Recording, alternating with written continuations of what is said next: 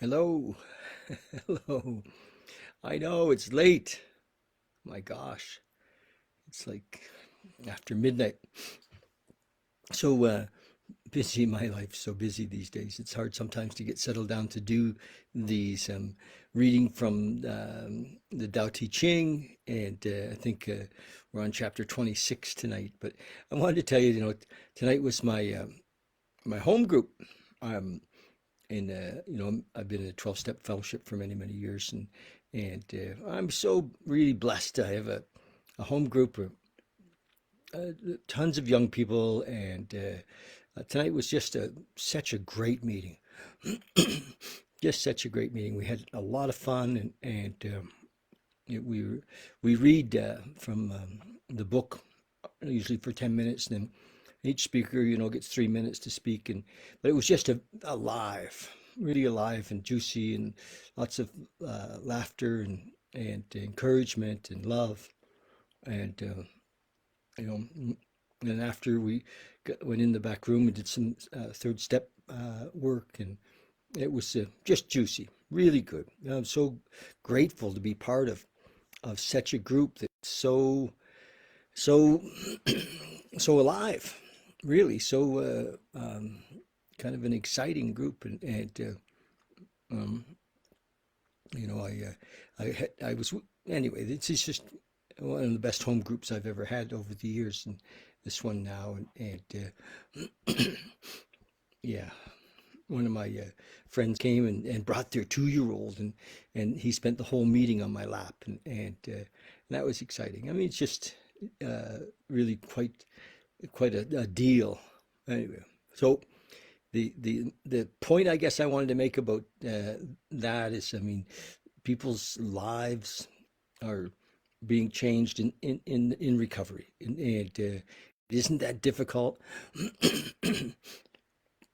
It isn't that difficult, but you kind of have to get to a point where you're like realize that the way that we've been living, if you're looking at recovery from an addiction, we have to be done. And sometimes, you can come to the 12-step world, and the truth is, when I came years and years ago, I thought I was done, and I never went back out drinking, but it took several years to it took several years to kind of um, to get more done.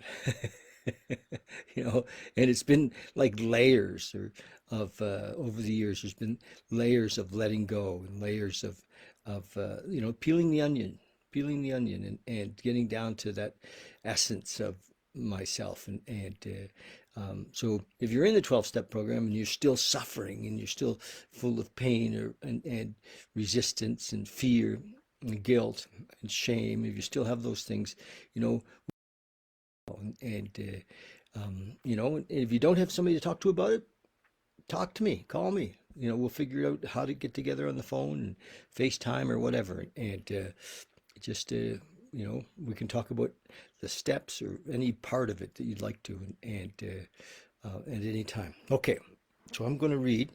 I think it's going to be a short one tonight. I'm going to read from the Tao, and the reason I'm reading from the Tao Te Ching, you know, you hear me often talk about recovery and the 12 steps, and this is not part of that, but they're never in the 12-step world where it's very inclusive.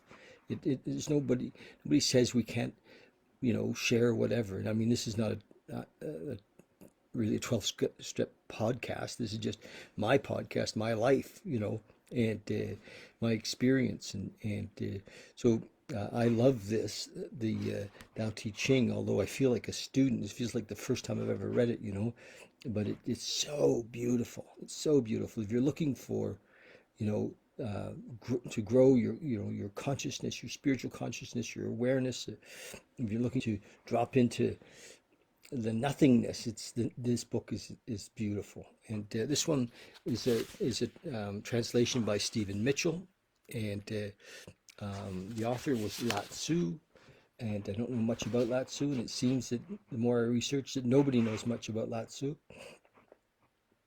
But He was a Taoist, and he certainly, although I don't think he probably thought of himself as a Taoist, but he talks about the Tao as the one. It's like another name for God. Chapter 27, it's very short, it's only 3 paragraphs, and I'm reading it tonight. I've read it before, but many, many years ago, so here we're hearing it together. A good traveler has no fixed plans and is not intent upon arriving. A good artist lets his intuition lead him wherever it wants. A good scientist has freed himself of concepts and keeps his mind open to what is. Thus, the master is available to all people and doesn't reject anyone. He is ready to use all situations and doesn't waste anything.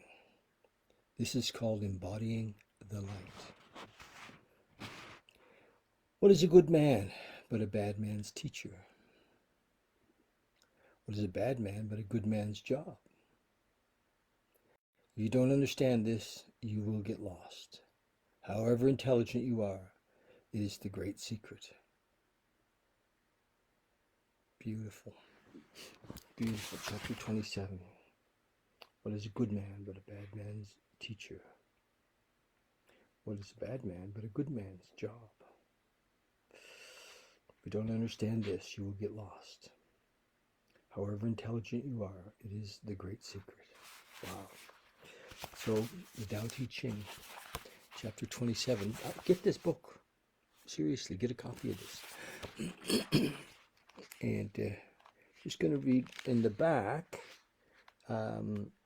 Stephen Mitchell would have written something about that. 27. And he did. He wrote a little bit about it in the back. I'm going to read it to you. He says, chapter 27, this is one of the most important chapters in the Tao Te Ching. First stanza, I have been very free here because the central point, openness to reality, open-heartedness, needs to be made as clearly as possible. The original text reads, a good walker leaves no traces or tracks. A good speaker makes no slips or errors. A good calculator needs no counting sticks or tallies. A good locksmith uses no bolts or keys, yet no one can open. A good binder uses no ropes or cords, yet no one can loosen.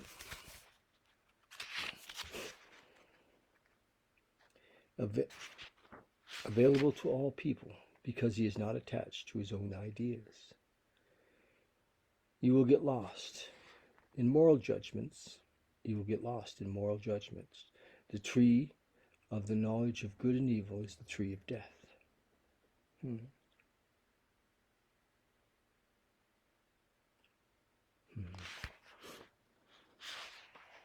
Wow. Beautiful. Okay, you guys.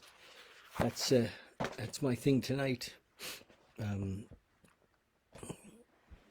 No big message other than that I have a home group in the 12-step world. And if you're in recovery and you don't have a home group, if you're not part of a community, I mean, that's a part of it. We do the steps and we do the daily practices, and we work with new people. But having a community, a home group community that's if you don't have a home group, get one. Just get one. Okay, love you guys. Truly.